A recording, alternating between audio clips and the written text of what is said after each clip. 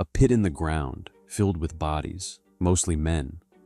A few boys who never made it to their teens. Not one of them had raised a weapon before they died, and buried in the DNA of nearly every man alive today is proof this wasn't a single grave. It was one of thousands, and together they wiped out most of the male branch of humanity's family tree. Ask most people what could erase that many men from history, and they'll say, war, plague, some disaster violent enough to kill without checking who it's killing. That instinct makes sense. It's just aimed at the wrong culprit. Whatever hunted down those male lines left women completely untouched. Mothers kept having daughters who had daughters of their own, generation after generation, without a single dip in the numbers. Only the father's side went quiet. Not a blade, not a sickness. The real trigger is something so ordinary you've probably touched a version of it this week, without ever once suspecting what it was capable of. In 2015, geneticist Monica Carmen at the University of Tartu in Estonia went looking for that fault line inside modern DNA. She compared two threads every one of us carries: the Y-chromosome, passed only from father to son, and mitochondrial DNA, passed only from mother to child. Normally, those two threads tell the same story. Carmen's didn't. Starting around 7,000 years ago, Y-chromosome diversity collapsed hard, while the mitochondrial line kept climbing without interruption. Carmen's own theory pointed toward culture rather than catastrophe, though that left the real question open. What kind of cultural shift could target only fathers for 2,000 years straight, without so much as touching a mother? Carmen's team wasn't chasing a ghost.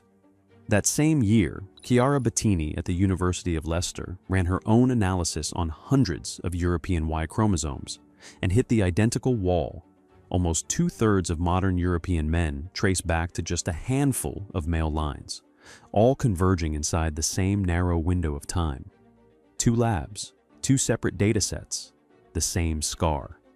At the bottleneck's worst point, researchers estimate the ratio between reproducing women and reproducing men at close to 17-1.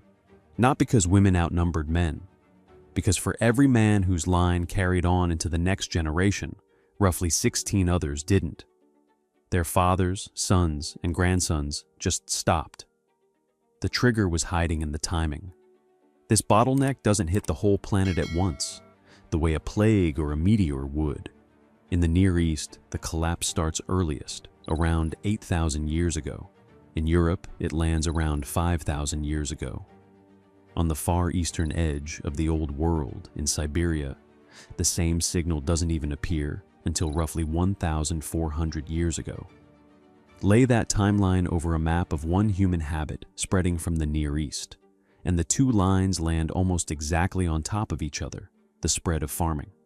The invention behind all of it was never a weapon. It was the decision to stop moving, to raise a roof that would still be standing come spring, and dig a pit behind it deep enough to hold a winter's worth of grain. Settling down sounds peaceful. It wasn't. A family that follows herds and wild grain across open country can walk away from a bad season. A family that just spent a year raising a roof and filling a storage pit behind it can't. The moment you have something fixed in place worth protecting, you also have something worth stealing. That shift is written straight into the ground these farmers left behind, and it gets harder to look at with every site archaeologists dig up. Take Talheim, a linear pottery farming settlement in southern Germany, dated to roughly 5000 BC. In 1983, excavators opened a pit holding 34 skeletons, 16 children, 9 grown men, 7 women, and 2 whose sex couldn't be determined. Every one of them carried a fatal wound, mostly crushed skulls from stone tools. Several had older fractures that had already healed, meaning this wasn't their first brush with violence. None showed the kind of defensive marks you'd expect from someone fighting back. No wounds on the forearms. They were caught, not cornered.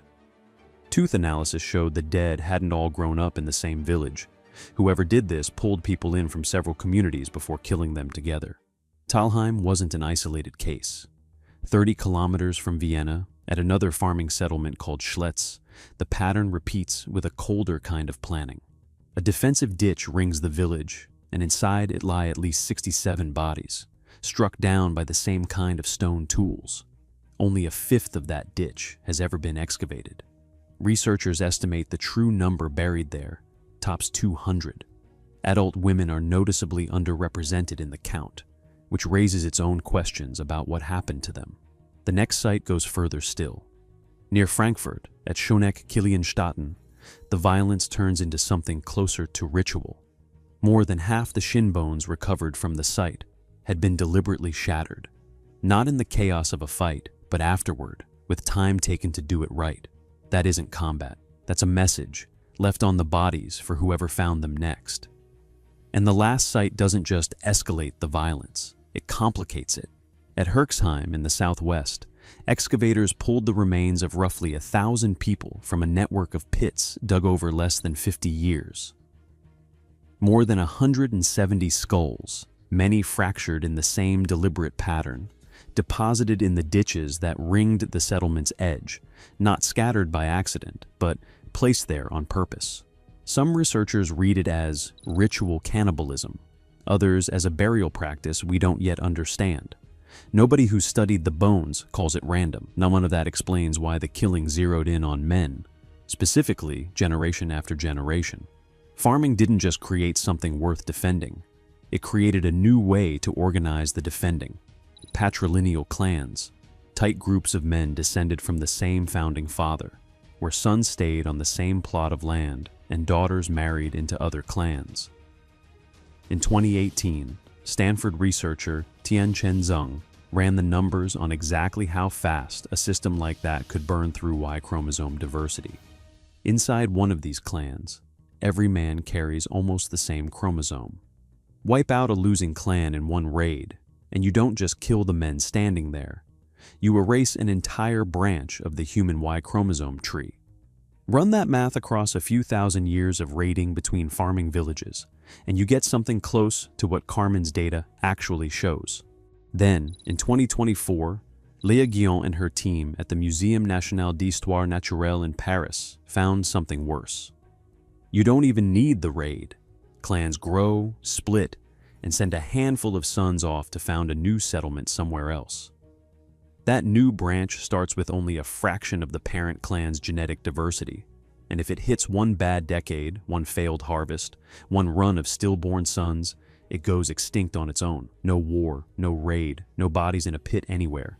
Just an entire bloodline erased by nothing more than time and bad luck over and over for 2,000 years.